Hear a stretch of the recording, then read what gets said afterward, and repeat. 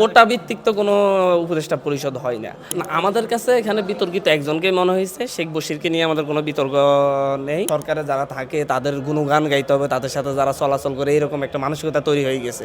কিন্তু আমরা সেই মানসিকতা থেকে বের হয়ে আসতে চাচ্ছি। আজকে এমনিতে হচ্ছে আমরা সমন্বয়কদের সাথে বসেছি, তাদের কাছ থেকে মূলত একটা রূপরেখা নিয়েছি, সামনের দিকে আমরা কীভাবে চলবো এই রূপরেখাটা আমরা নোট নিয়েছি। এটা আমরা বাস্তবায়ন করার জন্য একটা রূপরেখা তৈরি করবো আগামী 10 দিনের মধ্যে। পাশাপাশি হচ্ছে আমরা নির্বাহী কমিটি করব আগামী কয়েকদিনের মধ্যে, কয়েকটা সেল করব, আর হচ্ছে একটা অর্গানাইজিং বডি করব। পাশাপাশি 1.5 মাসের মধ্যে আমরা হচ্ছে আমাদের যেই কেন্দ্রীয় কমিটিটা এটা পূর্ণাঙ্গ করব বলে আমরা একটা সিদ্ধান্ত নিয়েছি। আর আগামী 100 দিন উপলক্ষে, বিপ্লবের 100 দিন উপলক্ষে সেদিন আমরা আহতদের কাছ থেকে তাদের অভিযোগ অনুযোগগুলো শুনতে যাব এবং সেই বিষয়গুলো নিয়ে আমরা স্বাস্থ্য উপদেষ্টার কাছে, স্বাস্থ্য মন্ত্রণালয়ের কাছে জবাবদিহিতা চাইতে যাব এবং শহীদদের পরিবারের খোঁজখবর নেবে। কমিটি হচ্ছে 1.5 মাসের মধ্যে পূর্ণাঙ্গ কমিটি হবে, আর 2-3 দিনের মধ্যে নির্বাহী কমিটি হবে, 5-7 দিনের মধ্যে অর্গানাইজিং বডি এবং কয়েকটি সেল হবে। এগুলো কাজ সেলের সাথে সাথে ভাগ করে দেওয়া হবে। নির্বাহী কমিটি তো সিদ্ধান্ত গ্রহণ প্রক্রিয়ার অংশ।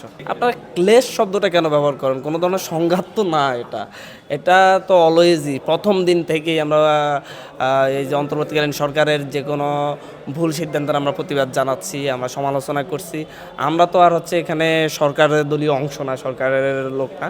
আমরা হচ্ছে দেশের স্বার্থে, দেশের মানুষের স্বার্থে যখন মনে হয় যে উপদেষ্টা পরিষদ যে সিদ্ধান্ত নিয়েছে সেটা সঠিক সিদ্ধান্ত হয়নি, তখন আমরা এটা সমালোচনা করি। এটার ক্ষেত্রে আমরা আমাদের কনসার্নগুলো জানাই। তো এটাকে যদি আপনার দ্বন্দ্ব মনে করেন, আসলে হচ্ছে বাংলাদেশের যে রাজনৈতিক ব্যবস্থা সবসময় সরকারে যারা থাকে তাদের গুণগান গাইতে হবে, তাদের সাথে যারা চলাচল করে এরকম একটা মানসিকতা তৈরি হয়ে গেছে। কিন্তু আমরা সেই মানসিকতা থেকে বের হয়ে আসতে চাচ্ছি। যেটা ভুল সেটা ভুল বলবো, যেটা সত্য সেটা সত্য বলবো। আচ্ছা, জগন্নাথ বিশ্ববিদ্যালয়ে যে ভুয়া যে বললো নাহিদকে চিনি না, ভুয়া সে কে? একটা রাজনৈতিক দলের লোক, কারণ তার ব্যাপারে তার দলের লোকজনই সিদ্ধান্ত নেবে সে কেন এরকম করছে।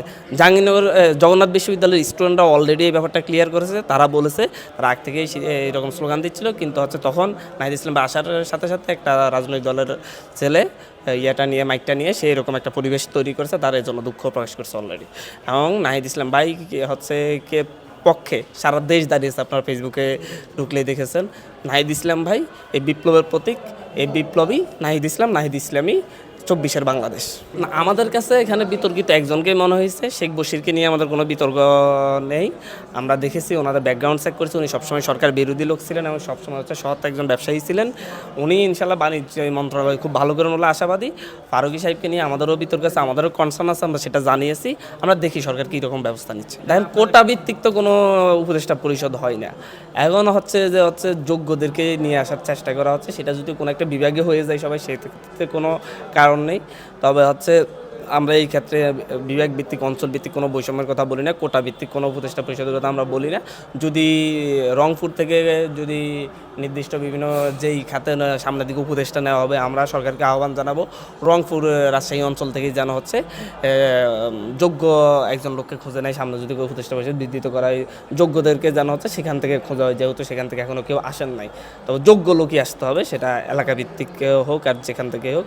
যেহেতু এটা নিয়ে কনসার্ন আছে, সেহেতু আমরা মনে করি সামনে যে কোনো কিছুতে উপদেষ্টা পরিষদ, যদি উপদেষ্টা পরিষদের আকার বাড়াতে চায়, সেই ক্ষেত্রে প্রথম প্রায়োরিটি হিসেবে ওই অঞ্চলের প্রতিনিধিকে খোঁজার চেষ্টা করবো বলে আমরা আশা করি।